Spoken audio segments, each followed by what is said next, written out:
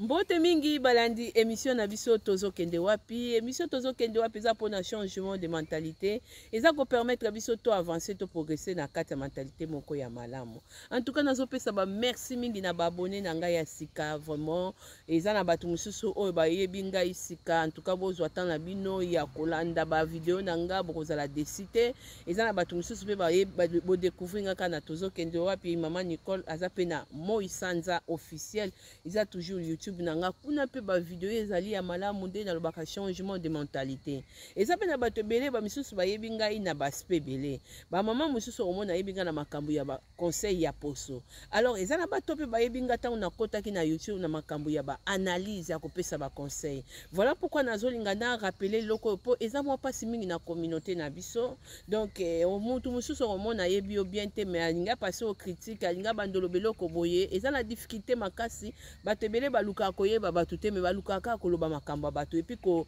essayer un peu ko critiquer mutu azo maîtriser vraiment problème na bien te alors maman Moisanza na lobelaka makambo o etali communauté changement de mentalité na kati wana nazala makambo belé o pe nazo sala et puis nde na lobaka ka nzambe soka pesi mutu vision apesaka mutu pe provision eza na bato belé ta na bandaki ko sala ba émission na YouTube na bandaki na makambo ba analyse après na yeko kota na makambo bongisa poso en tout cas ba maman misusu tango landanga kana bongisa poso lingo yeba pe ke maman Nicole azana ba vidéo na ye ya kala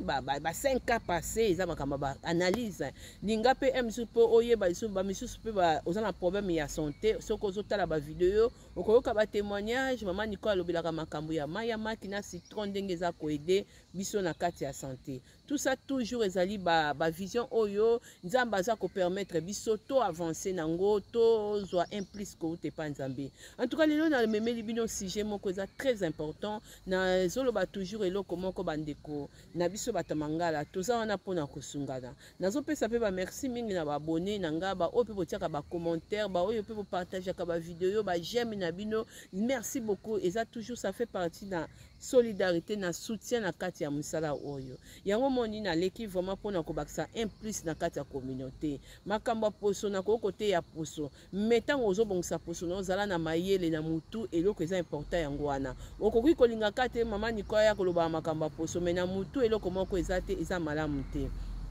alors ndenge za boye vraiment na ye ko bakisa implice oyo vraiment lisolo oyo etushenga makasi nazomona façon oyo communauté na biso média na biso bandeko na biso bakoni mama bakoni papa mususu na koya na sujet wana façon bandeko na biso mususu bazosala musala eza malamu mingi te Congolais lingaka koyeba via mutu malamu te mais apasaka critique na okima wana mobala bijou la reine alekaki po asala émission po a démentir ndenge bandeko mususu baza koloba na ye bakabona mwasi na ye basali boye oyebinga loba ngo toujours bandeko na biso batosaka ba émission surtout makambo ba famille ya batu koyoka ndeko mususu oyo makambo famille ya batu eza mwa pasi mingi po eya na kati ya media pona kokata likambo nango comme il faut ezala kate esimbaka te ozomona toza bien sûr toza na bato basalaka ba émission bato mususu baza sage te bato mususu bango moko pe baza na ba problème makasi na ba famille na bango mais balinga toujours ko se mêler na makambo ya bato okomona neti basemeki oya bijou la reine ba misusu boza na poto ezali malamu te komema problème oyo ya bino moko na l'essence ke koya kopesa nga so naza na problème ke na famille na nga bona otia caméra na nga nakotia ngo te mpona soki na tie ekoleka comme conseil eleki comme conseil na pesi mais na ko accepter te mutu muso amemelanga problème ya famille na ye esi banda na kota na monde ya média oyo nazwa ba sujet wana mais na refusa yango na ko pesa conseil autrement mais na ko ya te pona na kota vraiment na kati ndenge ba ser na biso mususu basalaka raison na bango ba misusu bapesaka ya media o nga na fandi na nga ba ko pesa nga matière wana batu balobaka bo bazangi sagesse na intelligence muke ya nzambe parce que intelligence ya mokileza ya nzambe te tala mobala bijou la reine akokite mwana mobali wana akokite ozomona bijou la reine aza mwasi kitoko aza engambe za mwasi azaki pe na bato mususu ya poto pe banda kotia ye miso mais asepeli na ye accepter mobali na ye oyo baza na ye oyo asali na ye mariage oyo abali ye na niveau ya Afrique ozomona donc alingi mobali na ye na pasi na babisengo mais bafamille ya ndeko na biso ya Bijou la Reine boza na poto bosala attention na bamedia na biso bosala attention na bandeko na biso bakoni mama bakoni papa mutu na mutu aza na baproblème na ye mutu moko te oyo bokoloba te azanga famille oyo aza na baproblème eza te bozwa nanu exemple ya bango moko soki bomona batielaka bafamille na bango batielaka bango caméra te mpo baya koloba makambo ya famille na bango te alors mpo na nini yo na kati ya famille na yo okofanda bala boko ozwi obengi mama Nicole ale loba na cousine na nga wana boye loba na ye boye omoni mpe mama yango mpe misu aza na sagesse te intelligence akoloba te directement ndenge eza wana aye su kotia lisusu conflit lisusu makasi bandeko na nga bozolandaka babone vraiment nazalaki naza na basujet ya kopesa bino baconseil babone lelo tozomona baabone bamama osabone ozoke kobenga na émission moko oyo moto atie telefone na ligne tunaka volonté ya nzambe tunaka volonté ya nzambe ndeko nazala choke na landa mwana mwasi moko azobenga na émission moko balobi mobali na ngai azalaki pembeni wana nazali kozela mobali na ngai akende mosala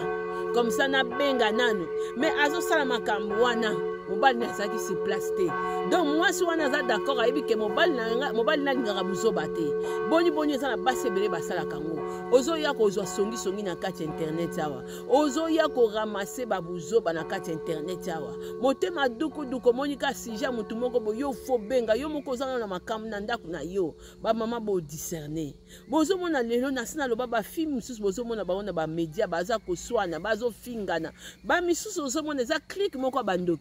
bandoki basalaka bongo mpona kodistraire mpona koenvoûte bana na nzambe il est temps aussi bolamuka vraiment botala nanu makambo ya sujet ya Bijou la Reine esala yenga pasi komona mwana mobali wana aleki quand même mpo ya kocontredire aussi soki bamembre ya famille moko soki mpe bandeko na ye mosusu oyo mpe balingaki baleka mpo baya kosalire ye na mwasi na ye ezalaka te c'est pas bien ozomona toza na mokili ya toza parfait mais ezala babiloko mosusu na koya lisusu mpona koloba makambo ba émission vraiment bamama na biso baabone na biso vraiment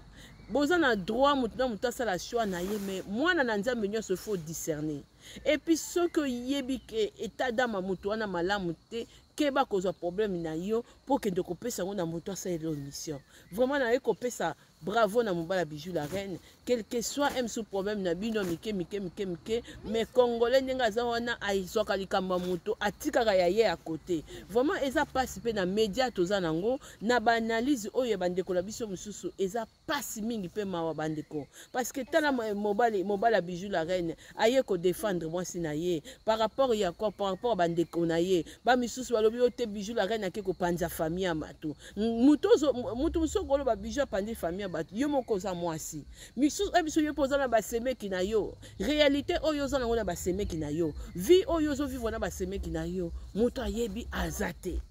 mutu ayebi azate mais siko ndenge eza wana okomona mutu musu azoka courage ya kobeta lisolo ya moninga Bijou la Reine ndenge eza wana azali wana na mobali na ye famille Bijou la Reine ekozala parole na bango contre ya Bijou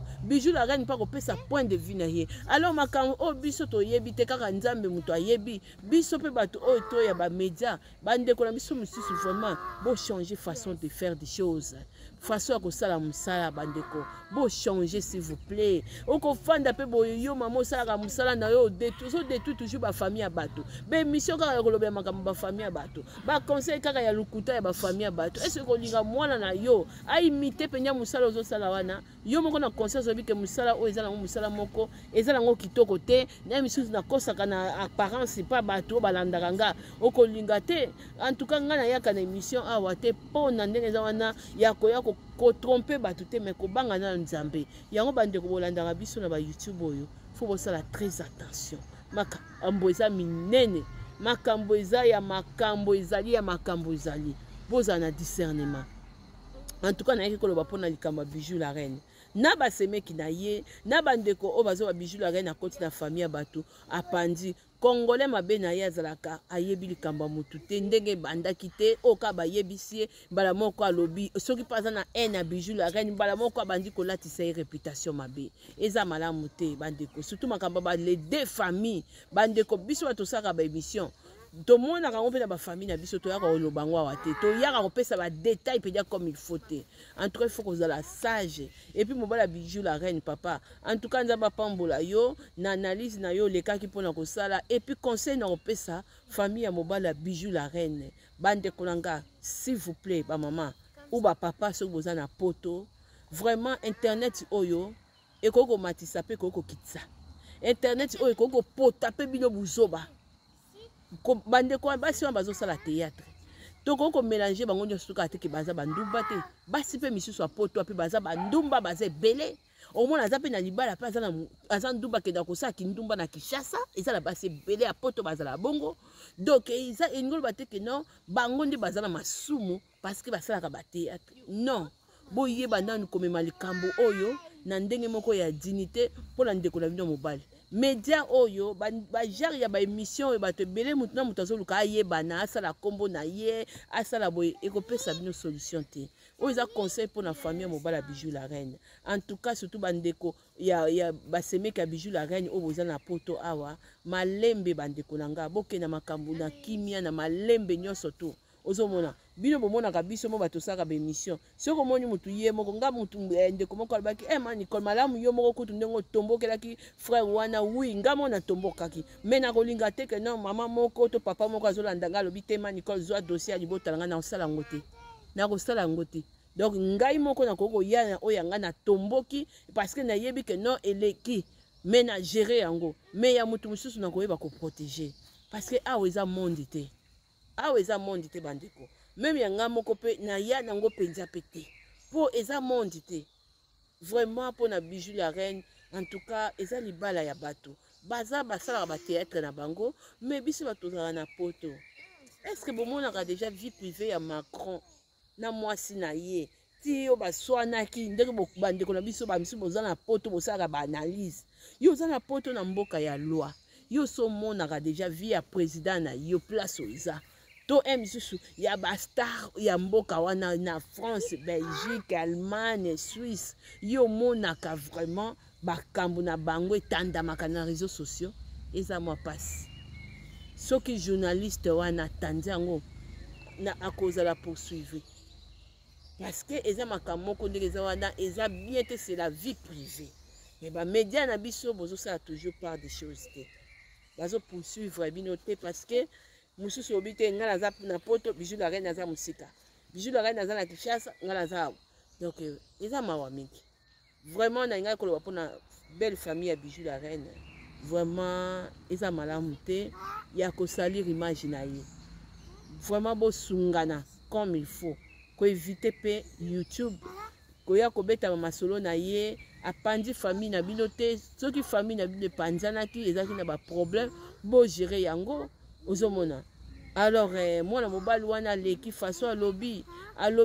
azalaki vraiment na pasi pe akokita leki peut-être pour défendre aussi mwasi na ye donc c'est un peu ça la famille biso nyonso toza pe na ba problème ezala ba côté mususu mais respect toujours na famille na sens que place oyo mwana na bino azala mwasi na ye c'est qui est important